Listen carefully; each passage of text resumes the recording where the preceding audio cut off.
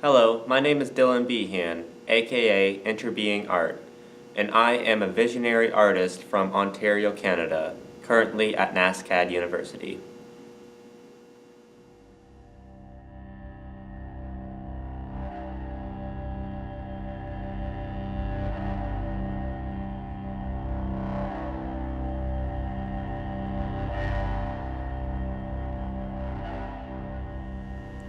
This is my latest piece, acrylic on canvas.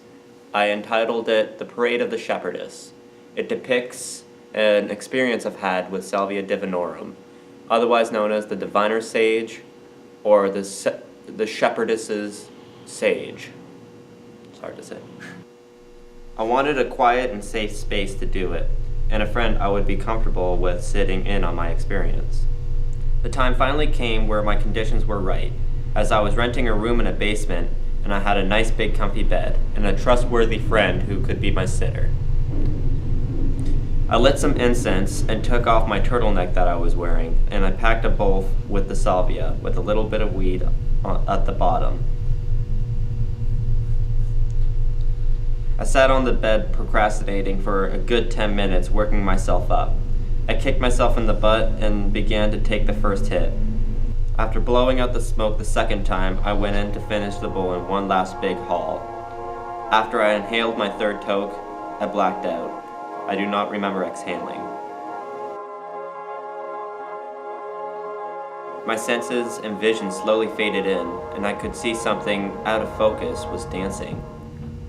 As everything began to clear, I realized I was seeing an orange rectangle that was wearing a Hawaiian t-shirt, curving itself to stomp on every beat of this vague but heavy music that I could hear.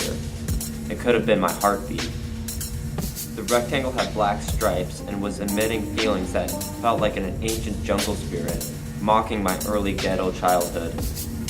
I tried so hard to look away, but it was like I was being restrained and sinking. Slowly I began to turn away to see the figure multiply into the distance down a suburban street. I felt as if my face was cement, and it was being pushed down. The further I traveled down, the stronger I would feel these textural sensations scraping across my face, unveiling before me an impossible abstract life form. I saw a creature who was just a t-shirt suspended before a lawn that had two small beacons for eyes. I started to panic because I thought I was dying. I struggled to get back to my physical body, but every time I looked for a horizon, I would only find landscape on top of landscape, made out of a clusterfuck of abstract aliens.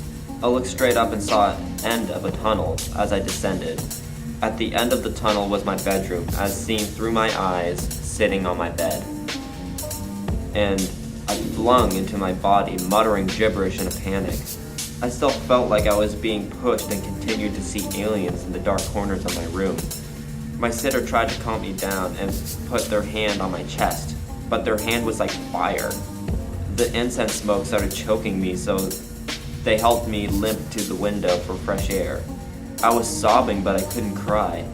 I announced very loudly, I am never doing salvia again, in between me repeating, oh my God, over and over again.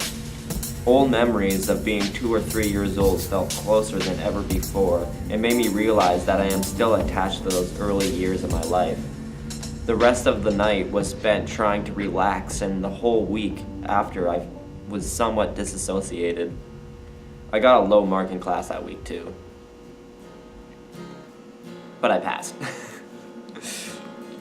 What I learned from this experience was just how much I value my life here in this realm, and even though I have a vast interest in psychedelics, I'm not ready to let go yet. Before the experience, I read many trip reports, sat in on other people's trips, and watched videos. I knew that I would be okay, and my ego would come back intact.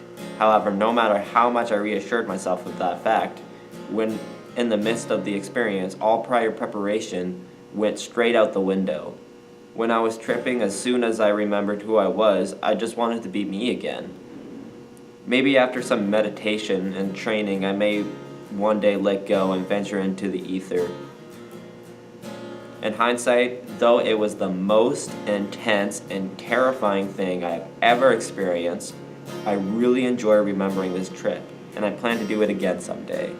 It was spiritually profound, and I have not done it since 2016 December, as of now 2018 March. My current theory or understanding of this experience is that all the little figures that made up the landscape of the Salvia experience are actually my spirit cells. Just like my body is made up of trillions of one-celled organisms, so is my psyche. I made this connection after reading a few Salvia trip reports on Reddit that had variations of these little figures that dance, undulate, and make up the landscape. One user called these things smells, which is supposed to be a combination of elf and self. However, I find that these beings are more like cells with varying odd personalities. I feel like as I grow up, my psyche is creating universes out of my understanding of shapes and scenarios that my physical self moves through, just like the one-celled organisms that make up my body, though these theories are not facts. I understand that there's a large stigma against drugs, but the fact is that most people that are against drugs don't even know what drugs are. They'll sip coffee and drink sugar every day, not realizing that they're already high on drugs. This to me is not a drug, it is a profound spiritual experience. The great thing about these experiences, these visions, these hallucinations, these other realms that we venture into, is that they supply us with direct experience, as opposed to just a story that somebody told you to push their agenda. For me, this is not just a story or an image. It was a profound experience that I've been through.